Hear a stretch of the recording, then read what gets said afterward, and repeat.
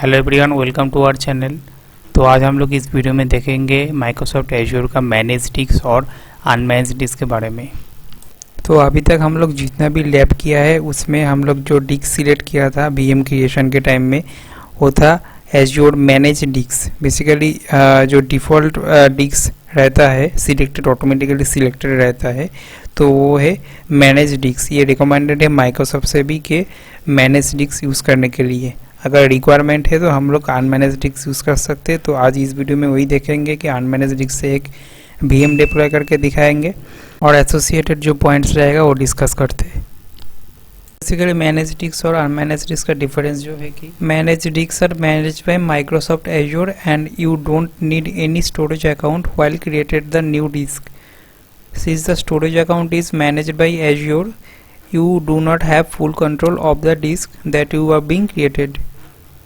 तो basically manage disc में होता क्या है कि ये जो डिस्क हम लोग क्रिएट करते हैं, मतलब मैनेज डिस्क हम लोग जो चूज़ करते हैं, तो ये टोटली ये जो डिस्क है मैनेज्ड बाय माइक्रोसॉफ्ट। अगर मैनेजेबिलिटी पर्सपेक्टिव में देखा जाए तो टोटली मैनेज बाय माइक्रोसॉफ्ट। इसमें हम लोग का कोई हेडेक नहीं रहता है मैनेज करने में डिस्क को। तो अगर कोई भी डिस्क कोडप्शन या फिर रिस्टोरेशन कुछ भी चाहिए तो इसके लिए माइक्रोसॉफ्ट रिस्पॉन्सिबल रहेगा, माइक्रोसॉफ्ट विल असिस्ट अस। तो अभी क्या है कि अगर अनमैनेज डिस्क कंसीडर करते हैं तो it's something which requires you to create a storage account before you create any new disc.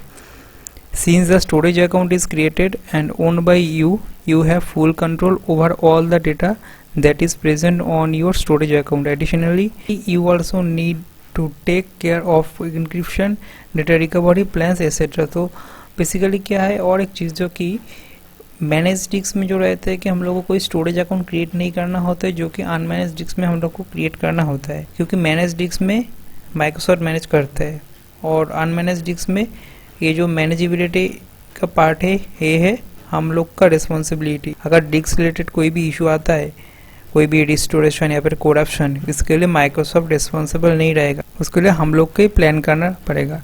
और हम लोग जब अनमैनेज डिस्क चूज़ करते हैं वीएम क्रिएशन के टाइम में, तो हम लोग को एक स्टोरेज अकाउंट क्रिएट करना होता है, ये मैंडेटरी। अदरवाइज हम लोग अनमैनेज डिस्क क्रिएट कर नहीं पाएंगे। मैनेज डिस्क और अनमैनेज डिस्क का और एक इम्पॉर्टेंट डिफरेंस है कि अनमैनेज डिस्क का जो इनक्रिप्शन रहता है उसके लिए हम लोग को टेक केयर करना पड़ेगा, इसमें कोई भी इनक्रिप्शन दिया नहीं जाएगा। जहाँ पे मैनेज डिस्क अगर हम लोग चूज़ करते हैं तो उसमें माइक्रोसॉफ्ट प्रोवाइडेड जो डिफ़ॉल्ट इनक्रिप्शन रहता है वो अप्लाई हो जाता है। अगर हम लोग चूज़ नहीं करेंगे फिर भी वो ऑटोमेटिकली अप्लाई होता है। और ऐसे भी हम लोग एज पर आवर रिक्वायरमेंट उसमें एडी मतलब एज्योर डिस्क इनक्रिप्शन अप्लाई कर सकते हैं। तो अभी हम लोग अगर कॉस्ट पर्सपेक्टिव में देखते हैं तो manage disk is much more expensive than unmanage disk. और अनमैनेज डिस्क में we need to pay for the data it consist instead of actual size of the disk. तो ये बेसिकली ऑर्गेनाइजेशंस या फिर जो क्लाइंट रहेगा वो लोग का रिक्वायरमेंट है कि लोग कौन सा डिस्क चूज़ करेगा, ठीक है। लेकिन बाय डिफ़ॉल्ट रिकमेंडेड है कि मैनेज डिस्क ही यूज़ करना, ठीक है। तो चलो देखते हैं हम लोग अभी अनमैनेज डिस्क से वीएम क्रिएट करके देखते हैं लैब सेशन में। तो अभी हम लोग पोर्टल पे चले हैं, तो अभी वर्चुअल मशीन सिलेक्ट करते हैं,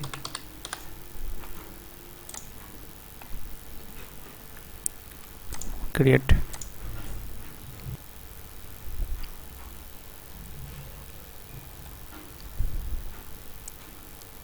सब्सक्रिप्शन पे एज यू गो।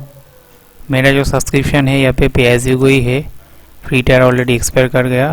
तो रिसोर्स ग्रुप यानी एक रिसोर्स ग्रुप क्रिएट कर लेते हैं, नया resource group, virtual machine name VM1, region जो है यहाँ पे डिफ़ॉल्ट ले लिया वही रहने देते। अवेलेबिलिटी ऑप्शंस अभी मैं कुछ सिलेक्ट नहीं कर रहा, availability options no redundancy required. Image 2019 data center, okay. Size यही रखते हैं B1S, लैब पर्पस के लिए इनफ है। Username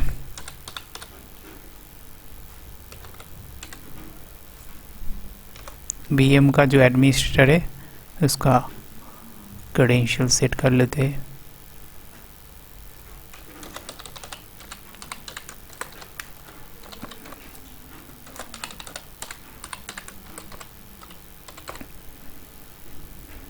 done.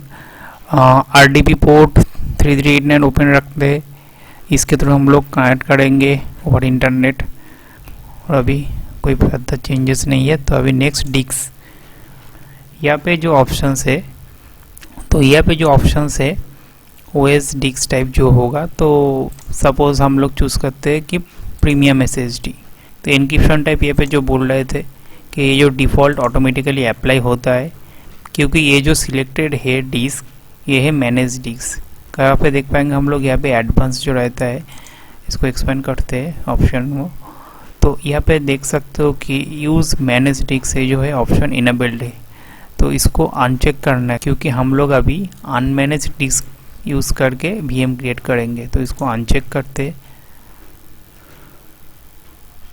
तो यहाँ पे देख सकते हो यहाँ पे ऑप्शन दे रहा है कि स्टोरेज अकाउंट क्रिएट करने के लिए, क्योंकि अभी हम लोग अनमैनेज डिस्क के थ्रू VM क्रिएट करेंगे। तो यहाँ पे हम लोग को स्टोरेज अकाउंट क्रिएट करना है, तो क्रिएट कर लेते हैं स्टोरेज अकाउंट।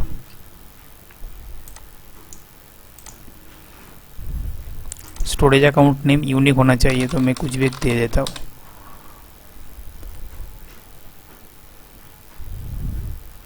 ले लिया, ओके, क्लिक ऑन ओके।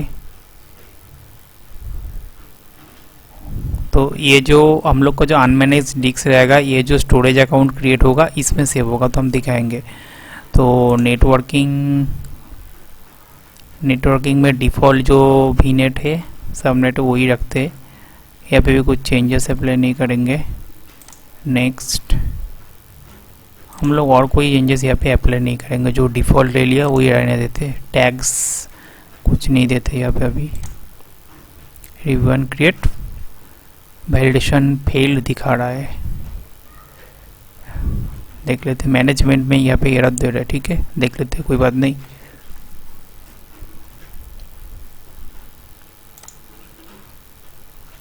तो यहाँ पे डायग्नोस्टिक स्टोरेज अकाउंट यहाँ पे चाह रहा है, तो हम लोग के पास कोई भी स्टोरेज अकाउंट क्रिएटेड नहीं है।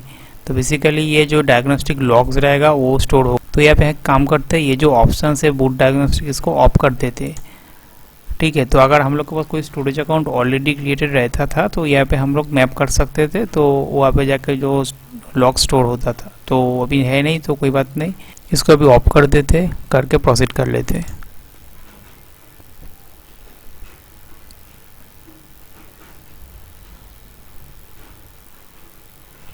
Validation past, create.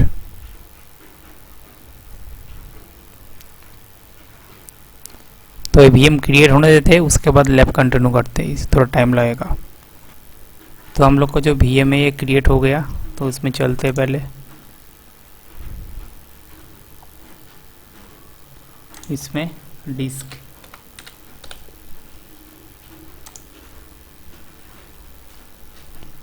तो यहाँ पे देख सकते हो कि ये जो VM है इसमें कोई एन्क्रिप्शन अप्लाइड नहीं हुआ, जो पहले हम लोग डिस्कस कर लिया, क्योंकि ये अनमैनेज डिस्क है जिसमें माइक्रोसॉफ्ट प्रोवाइडेड कोई भी एन्क्रिप्शन अप्लाइड नहीं होता है। मैनेज डिस्क में जहाँ पे हम लोग देखते थे कि माइक्रोसॉफ्ट प्रोवाइडेड एक डिफ़ॉल्ट एन्क्रिप्शन अप्लाई होता था।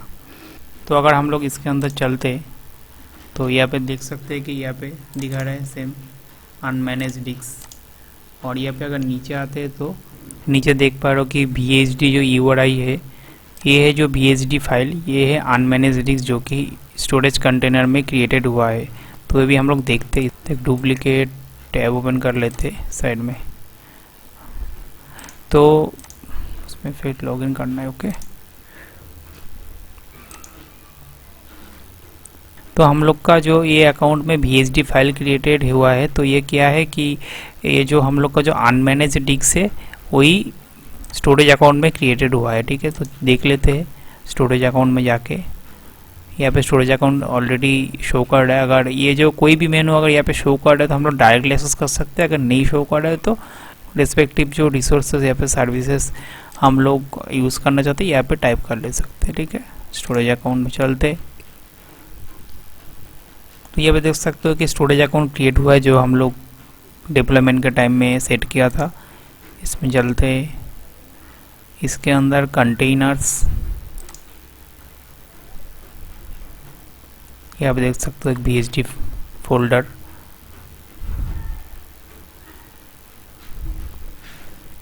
इसके अंदर हम लोग का जो अनमैनेज डिस्क है ये क्रिएट हुआ है, ठीक है। VHDs, ये जो VHD फाइल है ये हम लोग का जो अनमैनेज डिस्क जो क्रिएट हुआ है सेम। तो यहाँ पे ये दिखा रहा है स्टेटस लिस्ट, मतलब वहाँ पे कनेक्टेड है। तो यही है हम लोग का जो अनमैनेज डिस्क, यहाँ पे देख सकते हो इसका साइज ब्लॉब, ये ब्लॉब टाइप है।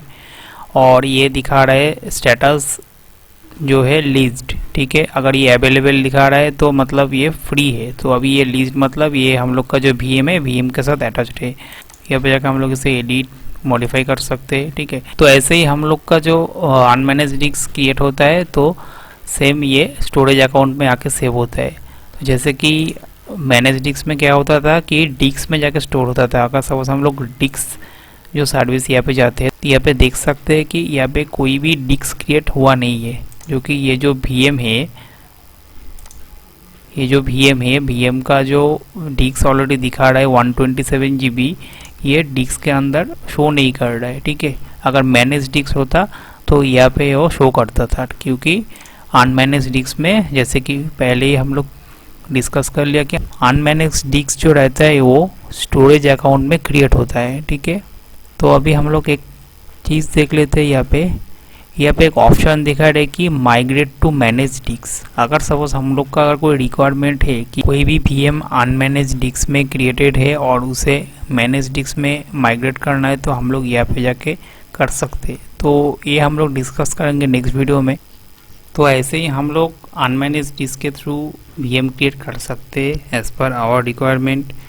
जैसे कि पहले ही डिस्कस कर लिया कि ये वे टोटली रिक्वायरमेंट बेसिस के हिसाब से होता है, जहाँ पे हम लोग मैनेज डिस्क और अनमैनेज डिस्क का डिफरेंसेस भी है डिस्कस किया।